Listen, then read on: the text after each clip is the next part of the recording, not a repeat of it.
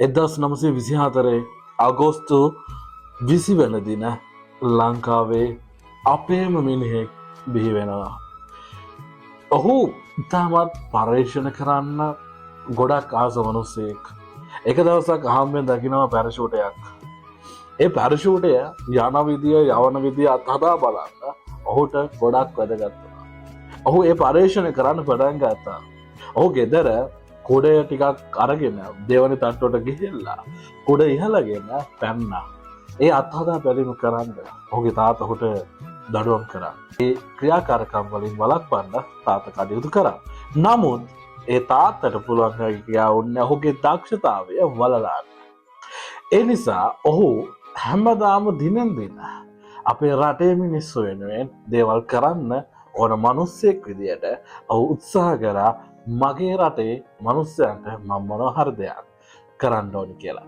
ඒ නිසා ඔහු තීරණය කරනවා 1955 ලංකාවට ගොවියෝ කම්කරුවෝ වැඩ කරන ගොවියන් ඒ ගොවිතැන් කරනවා දැකලා ඒකට යන්ත්‍රයක් නිපදවන්න ඔහු කටයුතු කරනවා. 1955 රෝද දෙකේ ට්‍රැක්ටරේ ඔහු නිර්මාණය කරනවා. ඔහු ඒක අරගෙන බලධාරීන් හම්බ වෙන්න යනවා. බලධාරීන් හම්බ වෙන්න ගියාට පස්සේ ඔහු එතනදී රිජෙක්ට් වෙනවා. හේතුව ඔහු ඒ හදපු ට්‍රැක්ටරේ මේක කිසි වැඩක් නෑ, මේක කරන්න අමාරුයි කියලා ඔහු එතනින් රිජෙක්ට් වෙනවා. ඊට පස්සේ මැනුෆැක්චරර් එකට යනවා. මැනුෆැක්චරර් එකට ගියාට පස්සෙත් වෙන්නේ ඔහුව රිජෙක්ට් වෙන එක. ඔහු මතක තියාගන්න. ඔහු ඒ හදපු ට්‍රැක්ටර් එක ඒ රෝද දෙකේ ඒ ට්‍රැක්ටර් එකේ ආකෘතිය සහ ඒ වීඩියෝ එක අරගෙන ඔහු UK වලට යනවා. නොට්ලම්බන් කියන ෆැක්ටරි එකට ඔහු යනවා. ඒ ගිහිල්ලා ඔහු ඒ ප්‍රොජෙක්ට් එක ඒ අදාළ වීඩියෝ ඔවුන්ට බලන්න දුන්නට පස්සේ ඔවුන්ම කියනවා ෂා මරු මේක අපි හදමු ලෝකෙටම දෙමු කියලා පටන් ගන්නවා. ඒ ට්‍රැක්ටර් එක අර ලංකාවේ හදපු රෝද දෙකේ ට්‍රැක්ටර් එක ලංකාවේ අපේ බලධාරීන්ට එදා වැඩක් වුණේ නැහැ. ඔහු UK වලට ගිහිල්ලා ඒ හදපු ට්‍රැක්ටර් එක ඒ ට්‍රැක්ටරේ නම වැටෙන්නේ ලෑන්ඩ් මාස්ටර් කියලා. ඒ ට්‍රැක්ටර් එක වෙනවා ලංකාවටත් එක්ස්පෝර්ට් කරලා ලංකාවටත් ගෙන්නන්න ඔවුන් තීරණය කරනවා. ඒ හේතුව ඔවුන් ලෝකේ හැම රටකට විශේෂයෙන් මේ ට්‍රැක්ටර් එක එහෙම නැත්නම් ඒ ලෑන්ඩ් මාස්ටර් කියන්නේ ලෝකේ ජපානයේ තමයි වැඩිපුරම අත්‍යවශ්‍ය වූ රථයක් බවට පත් වුණා. ඒ කියන්නේ මේ ට්‍රැක්ටරේ ගොවි ජනතාවට බොහොම වැදගත් කාර්යයන් බොහොමයක් කරපු දෙයක් විදියට අපිට දකින්න පුළුවන්. මතක තියාගන්න. ඒ නිර්මාණය කළේ ෆිලිප් රේවන් විජේවර්ධන කියලා. අපි කියන්නේ යාට රේ විජේවර්ධන කියලා. මතක තියාගන්න. අපි කොච්චර දක්ෂය වුණත් තමන්ගේ මිනිස්සු තමන්ව එදා රිජෙක්ට් කරා.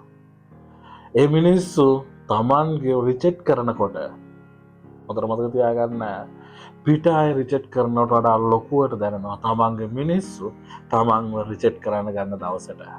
අනේ නිසා මතක තියාගන්න ලෝකේ අපේ මිනිස්සු ලංකාවේ රේ විජේවර්ධනව රිජෙක්ට් කරද්දී ඔහුගේ තියෙන දක්ෂතාවය රිජෙක්ට් කරද්දී ලෝකය බලාගෙන හිටියා. ලෝකයට ඔහු වටිනා සම්පතක් වුණා.